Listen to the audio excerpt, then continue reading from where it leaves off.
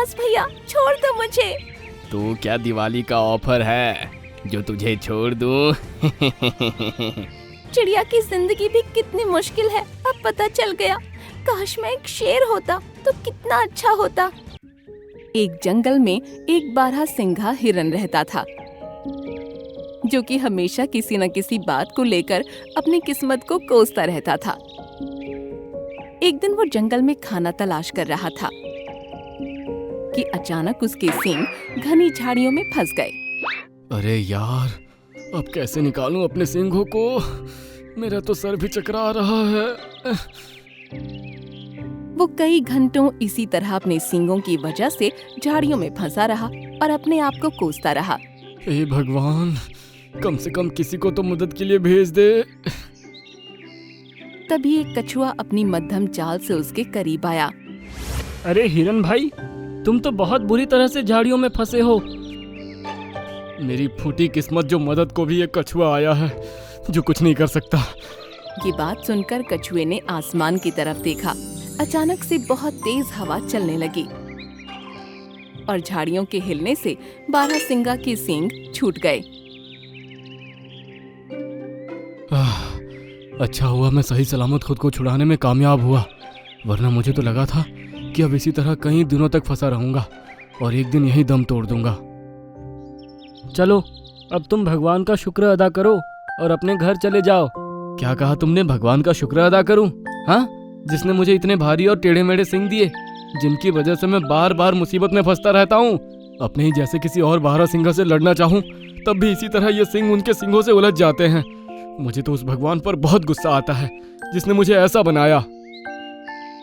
अच्छा, तो तुम बताओ, तुम्हारे हिसाब से तुमको क्या होना चाहिए था? एक खूबसूरत चिड़िया, हल्का सा वजन ओढ़ने के लिए पंख, और खाना भी आसानी से मिल जाता है।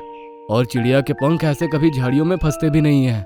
ठीक है, तुम्हारी ये ख्वाहिश जल्दी ही पूरी होगी। ऐसा कहकर वो कछुआ धीमी चाल चलते हुए वहाँ से निकल गया। जाते जाते अच्छा मजाक करके गया है। चलो, मैं भी अब अपनी गुफा में जाकर सो जाता हूँ। सर बहुत दर्द कर रहा है। ऐसा कहकर वो अपनी गुफा में चला गया। तभी अचानक से उसने देखा कि गुफा में पूरी तरह अंधेरा हो गया है। उसे बाहर जाने का रास्ता भी नहीं दिखाई दिया। अरे, ये अंधेरा कैसे हो गया? कोई बचाओ! धीरे धीरे उसका दम घुटने लगा और वो बेहोश हो गया। काफी देर बाद जब उसकी आंख खुली तो उसने देखा कि अब सवेरा हो चुका है और वो एक पेड़ की डाल पर बैठा था। अरे यार, मैं इतने ऊंचे पेड़ पर कैसे पहुंच गया? ये कहकर उसने गौर किया कि उसमें बहुत से बदलाव आ चुके हैं। ये क्या, मेरी आवाज इतनी मीठी और ये पंख! अरे वाह, इसका मतलब मैं चिड़िया बन गया। ये कहकर वो पेड़ की डाली से उतरा और फिजा में उड़ने लगा। अरे वाह, ताजी हवा, हल्का वजन, कितना अच्छा लग रहा है।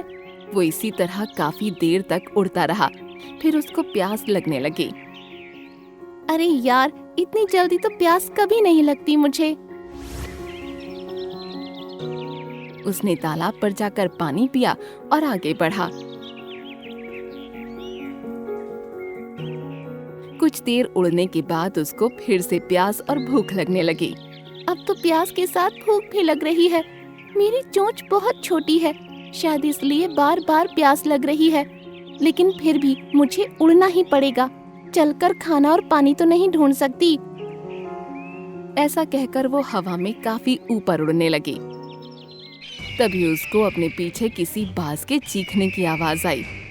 Cheap cheap cheap. उसने पीछे मुड़कर देखा।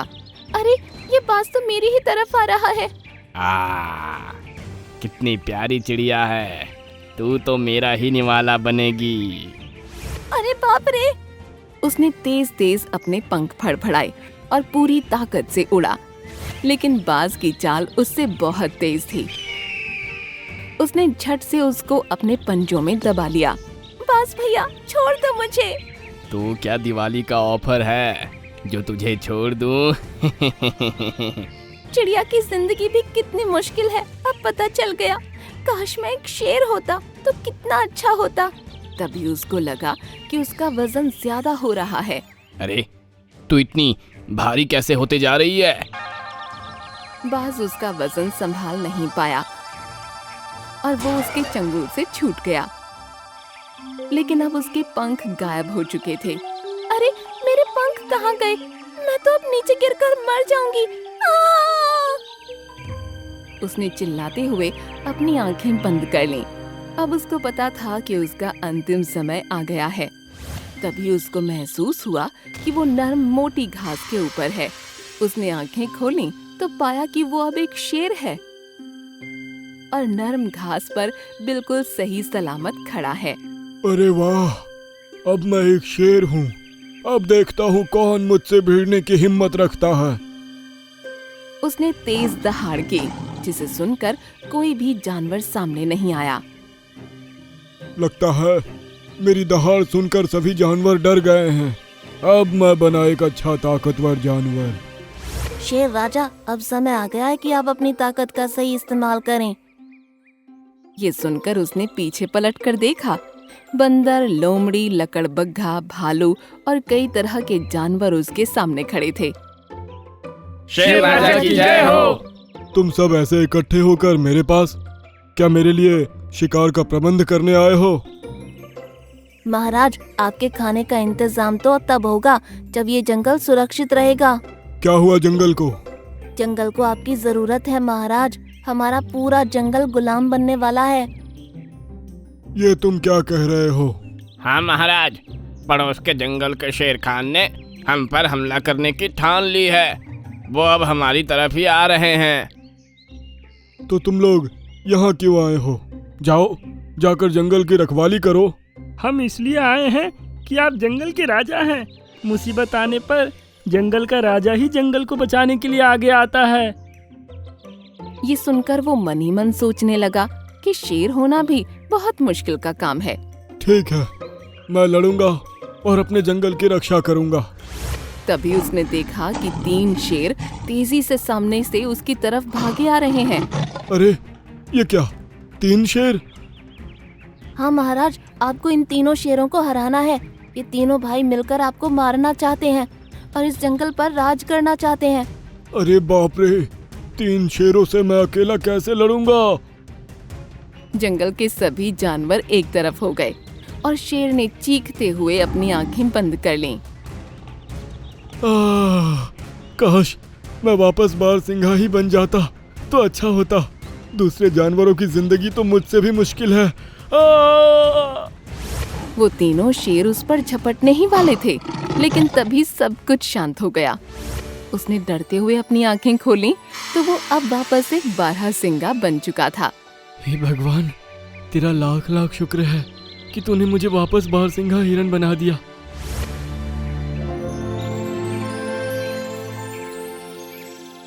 और तुम जो अपने सिंघों के बारे में कह रहे थे, उसका क्या? अरे मैं एक हरिन होकर दूसरे हिरन से लड़ूं तो इसमें मेरी ही गलती है और मुझे कभी घनी झाड़ियों में भी नहीं जाना चाहिए। आज से मैं यही नियम रखूंगा और अपनी जिंदगी अच्छे से जीऊंगा। ये हुई ना बात। ये कहकर वो कछुआ गायब हो गया। बारहसिंगा भी समझ गया कि उस कछुए को भगवान ने ही भेजा होगा उसको सबक सिखाने के लिए। वो खुश हुआ और मस्ती में आकर तेज तेज दौड़ने लगा। अरे यार, खाना खा ले, कब तक भूखा रहेगा? काश ये मेरी भाषा समझ सकता। दुष्ट इंसान, पहले मुझे पकड़ लाया और अब ये तरह तरह की तकलीफें दे रहा है। ड्रीमलैंड जंगल में एक अपाहिज सारस रहता था। जहाँ एक पंख से अपाहिज होना उसकी कमजोरी थी, वहीं उसकी एक ताकत भी थी। उसकी चोंच किसी तलवार जैसी पैनी थी, इसलिए जब भी सारस सैर को जाते थे वो उनके बच्चों की रखवाली किया करता था। एक बार तालाब के पास एक लकड़बग्घा नजर आया। सारस चाचा, इस लकड़बग्घा से लड़ना बहुत खतरनाक होगा, आप भाग जाइए यहाँ से। अगर मैं भाग जाऊंगा तो तुम लोगों को कौन बचाएगा? मैं नहीं जाने वाला। इतने में लकड़बग्घा उनके करीब आ चुका था। बस बस बस बस करो, आपस में झगड़ो नहीं। मैं पहले छोटे छोटे बच्चों को खाऊंगा और कल के लिए इस अपाहिज सारस को रख लूंगा। ऐसा कहकर लकड़बग्घा उनकी तरफ बढ़ने लगा। बच्चों के करीब पहुंचने से पहले ही सारस आगे बढ़ा। लकड़बग्घा, यहाँ से चले जाओ वरना अच्छा नहीं होगा। ओहो, तो ये लूला लंगड़ा सारस मुझे रोकने का दुस्साहस कर रहा है। अभी देख मैं क्या कर सकता हूँ। लकड़बग्घा उस पर झपटा, लेकिन सारस तेजी से हट गया और लकड़बग्घा एक पत्थर से जा टकराया। वो खुद को संभालता इससे पहले ही सारस ने उसकी कमर पर अपनी चोंच से हमला किया। ओए माँ! सारस की पैनी चोंच के हमले से लकड़बग्घा की कमर खूनम खून हो गई। लंगड़े लूले सारस, तुमको देख लूंगा। अगली बार पूरी फौज को लेकर आऊंगा। ऐसा कहते हुए वो नजरों से ओझल हो गया और सभी बच्चे ये देखकर बहुत खुश हो गए। कुछ देर के बाद जब सारसों का झुंड वापस आया तो बच्चों ने उनको सारस की बहादुरी का किस्सा सुनाया, जिसे सुनकर वो सभी खुश हुए। उसके बाद उन्होंने सारस को खाना खिलाया जैसा वो रोजाना करते थे। एक दिन जंगल में एक शिकारी आया। तालाब के पास पहुंचने पर उसकी नजर अपाहिज सारस पर पड़ी, जो अभी बच्चों की रखवाली कर रहा था। मिल गया। उसने एक गोली चलाई तो गोली जाकर सारस के खराब वाले पंख पर लगी और उसको दर्द होने लगा। शिकारी उसके पास आया और सारसों के बच्चे वहां से भाग निकले। आखिर एक सारस हाथ आ ही गया। उसने सारस पर जाल डाल दिया और उसको खींचते हुए अपने टेंट में ले गया। इसकी चोंच बहुत पैनी है। उसने अपने हाथों में प्लास्टिक के ग्लव्स पहन लिए। उसके बाद उसने सारस को जाल से निकाला और एक पिंजरे में कैद कर दिया। अरे ये क्या? ये तो पंख से अपाहिज हो गया। शिकारी को लगा कि सारस उसकी गोली से अपाहिज हुआ है, इसलिए उसको अफसोस होने लगा। अब तो मुझे इसको ठीक करना ही पड़ेगा। ऐसा कहकर उसने पिंजरे में हाथ डालकर सारस के पंख पर दवाई लगाई और एक इंजेक्शन दिया। दुष्ट इंसान, पहले मुझे पकड़ लाया और अब ये तरह तरह की तकलीफें दे रहा है। चलो अब इसको खाना दे देता हूँ। उसने सारस के सामने खाना रखा, लेकिन सारस ने उसे मुंह तक नहीं लगाया। अरे क्या हुआ? खाते क्यों नहीं? शायद मुझसे खाने को कह रहा है, लेकिन मैं इसका दिया एक दाना नहीं खाऊंगा। नहीं सारस की भाषा शिकारी समझ सकता था, न ही शिकारी की भाषा सारस को समझ आ रही थी। पता नहीं क्या बोल रहा है। मैंने तो खाना दे दिया, अभी अपने आप खा लेगा। ऐसा कहकर वो चारपाई पर लेटकर आराम करने लगा। शाम को जब सारसों का झुंड वापस जंगल पहुंचा तो उनको सारस को गायब देख हैरानी हुई। मम्मी, सारस चाचा को शिकारी पकड़ कर ले गया है। यह कैसे हुआ? उन्होंने खुद को बचाया क्यों नहीं? वो खुद को बचाती, लेकिन उससे पहले उन्हें गोली मारकर घायल कर दिया गया, फिर उनको जाल में फंसाकर घसीट कर ले गया। यह सुनकर सभी सारसों को बहुत दुख हुआ। इस तरफ शाम होने पर शिकारी की नींद खुल गई। उसने देखा कि सारस ने अभी भी कुछ नहीं खाया और चुपचाप बैठा है। अरे यार खाना खा ले, कब तक भूखा रहेगा? काश ये मेरी भाषा समझ सकता। तभी उसके मोबाइल पर किसी का कॉल आ गया। हाँ सर बोलिए। क्या सर बोलिए? तुमको कोई सारस मिला? मुझे मेरे चिड़ियाघर के लिए एक सारस बहुत जल्द चाहिए। और ठीक है सर, मैं ले आऊंगा, मुझे कुछ दिन का वक्त तो दीजिए। ऐसा कहकर उसने कॉल कट कर दिया। यार तू बस जल्दी से ठीक हो जाए, उसके बाद मैं तुझे इस क्लाइंट को बेचकर माला माल हो जाऊंगा। कहकर वो सारस के पास बैठ गया और उसके खाना खाने का इंतजार करने लगा, लेकिन सारस ने खाने को छुआ तक नहीं। अब रात ज्यादा होने लगी थी तो शिकारी को नींद आने लगी। इस तरफ लकड़बग्घा अपने साथ 2 और लकड़बग्घों को हमले के लिए तैयार कर रहा था। शिकारी ने सारस को फिर से इंजेक्शन दिया और उसके पंख पर दवाई लगाई। अब सुबह तक तो बिल्कुल ठीक हो जाएगा। ऐसा कहकर उसने खाने की थाली उसके पास सरका दी और फिर आराम से सो गया। सुबह उठकर जब उसने खाने की थाली भरी देखी तो गुस्से में चिल्ला उठा। तू कुछ खाता क्यों नहीं? आखिर कब तक भूखा रहेगा? मर जाएगा तू। सारस उन बच्चों को याद करके रोने लगा। ये देखकर शिकारी हैरान रह गया। मैं तेरी भाषा समझ तो नहीं सकता, लेकिन तेरी भावनाओं को समझ चुका हूँ। तू जरूर अपने साथियों को याद करके रो रहा है, इसलिए तू खाना नहीं खाता ना, क्योंकि उनके बगैर तू जिंदा नहीं रहना चाहता।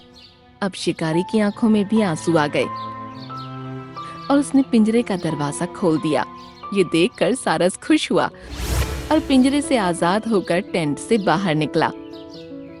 अब उसने गौर किया कि उसका पंख ठीक हो चुका है, तो वो खुशी से उछल पड़ा। यप्पी! इसका मतलब वो शिकारी जिसको मैं दुष्ट समझ रहा था, वो सुई के जरिए मेरा इलाज कर रहा था। वो पंख फड़फड़ाकर फिजा में उड़ गया। इस तरफ लकड़ बग्घा अपने साथियों के साथ सारसों के झुंड पर हमले के लिए बढ़ रहा था। बच्चों, तुम सब मेरे पीछे रहना, हम तुम्हें कुछ नहीं होने देंगे। सारसों ने अपने बच्चों को कवर किया और उनके आगे आकर खड़े हो गए। उन्हें पता था कि वो जीत नहीं पाएंगे, लेकिन फिर भी वो अपनी जगह से नहीं हिले। आज तुम सब मारे जाओगे। अचानक सारस उनके सामने आ गया। उल्टे पैर वापस चले जाओ। इस बार हम 3 हैं, पूरे 3।